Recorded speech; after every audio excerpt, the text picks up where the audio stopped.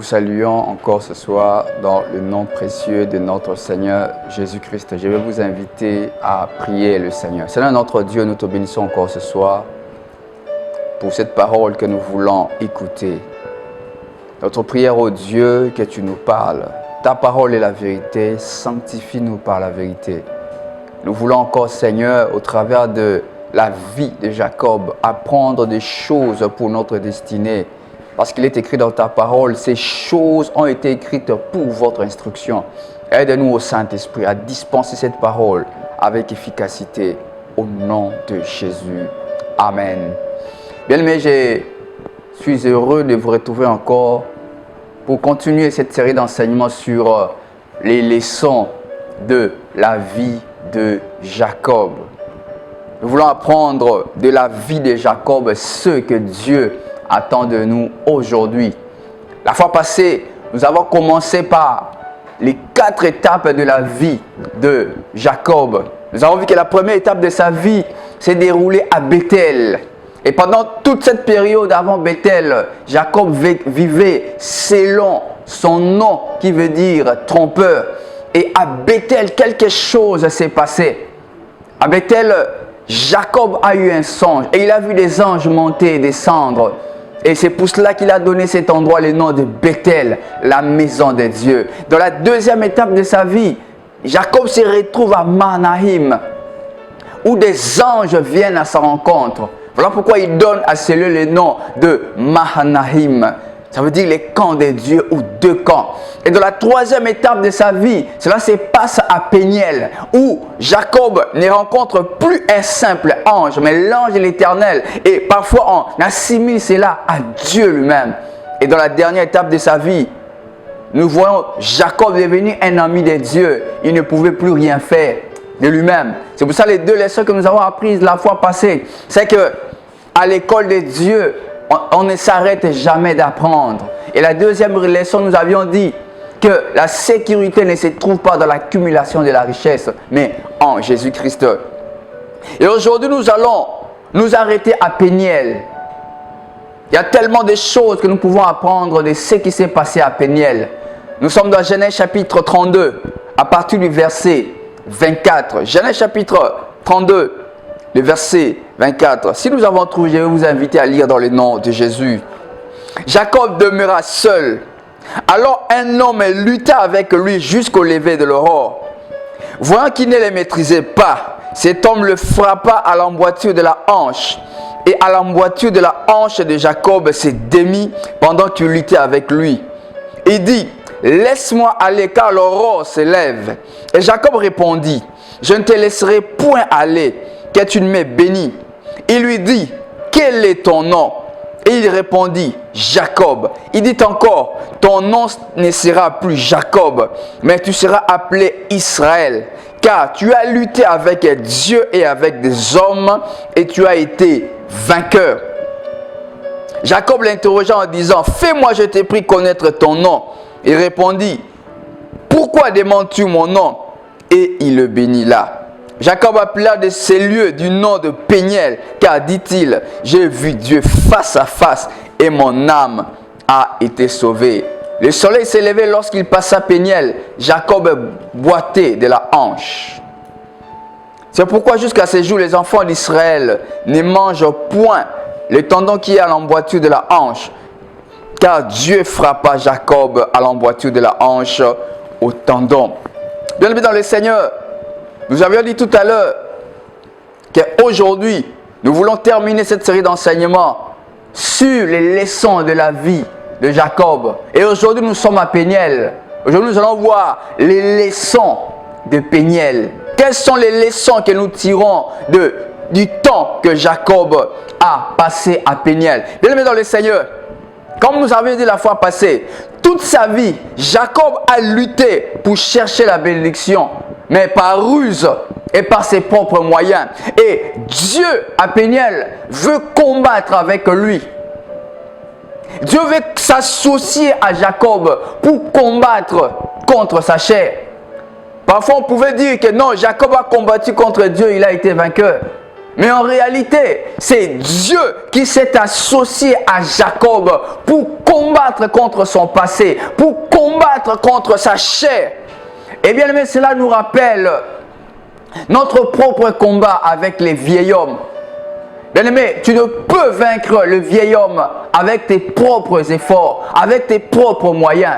Tu ne peux vaincre le vieil homme qu'avec l'aide de Dieu. Donc Dieu s'associe à Jacob pour combattre contre sa chair. Et bien aimé, au verset 24, la Bible nous montre que Jacob se retrouve seul. Et c'est lorsque Jacob se retrouve seul que Dieu vient à sa rencontre pour combattre contre sa chair. Et bien aimé, c'est lorsque Jacob combat, il se retrouve seul, il combat avec Dieu contre sa chair. Lorsque Jacob s'avoue vainqueur, qu'il reconnaît, non, je suis faible. C'est à la fin du combat que Jacob reconnaît qu'il est faible. Parce qu'à la fin des comptes, Dieu l'a frappé à l'emboîture de la hanche. Jacob reconnaît, non, je suis faible. Malgré tout ce que j'ai accumulé, j'ai encore besoin de la bénédiction de Dieu. Et c'est là qu'il dit, je ne te laisserai pas que tu ne m'aies béni. Je ne te laisserai pas que tu ne m'aies béni. Pourquoi? Parce que Jacob a compris que tout ce qu'il avait fait, il a cherché la bénédiction par ses moyens. Mais ces jours-là, il a compris qu'il avait besoin de la bénédiction de Dieu. Et la Bible dit que là, à cet endroit où Jacob a reconnu qu'il avait besoin de la main de Dieu, Dieu l'a béni à cet endroit. Et la Bible nous dit que Dieu l'a frappé à l'emboîture de la hanche. L'emboîture de la hanche, c'est que les médecins appellent la ceinture pelvienne. La ceinture pelvienne. Et vous savez bien aimé dans le Seigneur, qu'à ces moments-là, on faisait les serments, la main posée sous la cuisse. Et vous comprenez que la cuisse se retrouve pratiquement tout près de la ceinture pelvienne. Cela veut dire que bien aimé dans le Seigneur, Dieu a frappé Jacob là d'où venait le mal de sa vie. Le mal de sa vie venait justement là où on faisait les serments. Et Jacob avait l'habitude de faire des ruses. Jacob avait l'habitude de tromper. Ça veut dire de rompre, d'abuser des serments. Dieu l'a frappé là où il y avait le problème de sa vie. Et nous voulons tirer quelques leçons de cette situation de Jacob. La première leçon que nous voulons tirer de Péniel, c'est que bien aimé dans le Seigneur, tu dois toujours te souvenir du Péniel de ta vie. Le Péniel, c'est l'endroit où tu as reconnu que toi, tu n'es rien et que c'est Dieu qui est capable de t'amener plus loin. C'est Dieu qui est capable de te bénir. Bien aimé, tu dois toujours te souvenir là où Dieu t'a pris. Souviens-toi toujours là où Dieu t'a pris. Dieu a pris Jacob alors qu'il était encore dans la ruse, alors qu'il vivait dans la ruse, dans la tromperie.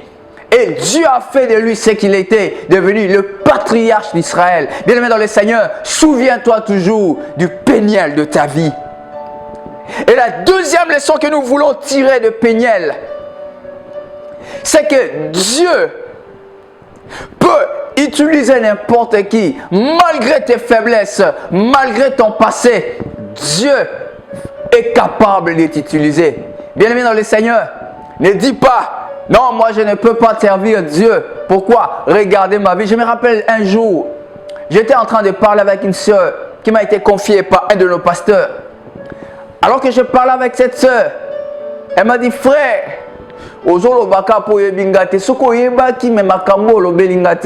bien-aimé dans le Seigneur, j'aimerais te dire aujourd'hui que Dieu ne regarde pas ton passé. Dieu ne regarde pas tes faiblesses. Il veut t'utiliser pour réaliser ses desseins dans ta vie. Dieu n'a pas besoin de ton passé. Dieu n'a pas besoin de tes faiblesses. Mais Dieu veut t'utiliser. Si Dieu avait regardé les passés de Jacob, si Dieu avait regardé les faiblesses de Jacob, il n'allait pas faire de Jacob un patriarche. Dieu ne regarde pas tes faiblesses. Dieu ne regarde pas ton passé. Mais Dieu regarde la décision que tu veux prendre aujourd'hui pour lui. Jacob a compris Tout ce que je suis, je le suis par ruse. Aujourd'hui, j'ai besoin de la bénédiction de Dieu. Et Dieu a changé sa vie. D'ailleurs, son nom a changé de Jacob, les supplanteurs, les trompeurs, en Israël, celui qui lutte avec Dieu. La troisième leçon que nous voulons tirer de Péniel, c'est que dans ta vie, cherche toujours à combattre le bon combat. Cherche toujours à combattre les bons combats. 1 Thessaloniciens 6, verset 16, il dit d'ailleurs, 1 Timothée, chapitre 6, verset 12. Paul dit ceci: combat le bon combat de la foi. Et Éphésiens chapitre 6, à partir du verset 12, nous montre les combats que nous avons à combattre. Notre premier combat, c'est ce que Jacob a combattu. C'est d'abord le combat contre notre chair. Bien-aimé, ne cherche pas à combattre autre chose. La première chose, le premier combat de ta vie, c'est le combat contre ta chair. Nous devons chercher d'abord à vaincre notre chair. Et le deuxième combat, toujours dans Éphésiens 6, nous devons chercher à combattre les esprits mauvais dans les lieux célestes. Bien-aimé, cherche d'abord à combattre les principautés. Ne confonds pas des combats. Il y a des gens dans la vie qui se créent eux-mêmes des combats inutilement. Dernièrement, j'ai vu quelqu'un qui a posté quelque chose sur Facebook. Il a montré l'image d'un lion qui s'endormait tranquillement. Et il y avait un singe, je crois que c'était un bambouin, avec un bâton qui voulait aller frapper ce lion qui était endormi paisiblement, qui ne voulait même pas lui faire du mal. Et sûrement la suite de l'histoire, le lion sûrement va se réveiller fâché et peut-être qu'il va tuer ce singe. Peut-être que ce lion n'avait même pas faim. Il va tuer ces babouins juste pour se venger de ce que les babouins ont fait. Pourquoi? Parce que lui-même il s'est créé des problèmes.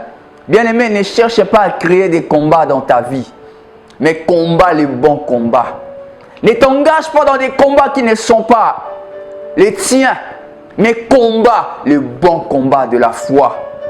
Et une autre leçon que nous tirons de Péniel, bien-aimé, il y a des questions qu'on ne pose pas à Dieu. Jacob a demandé à cet ange-là, quel est ton nom? Vous comprenez que cet ange ne lui a jamais donné la réponse à cette question.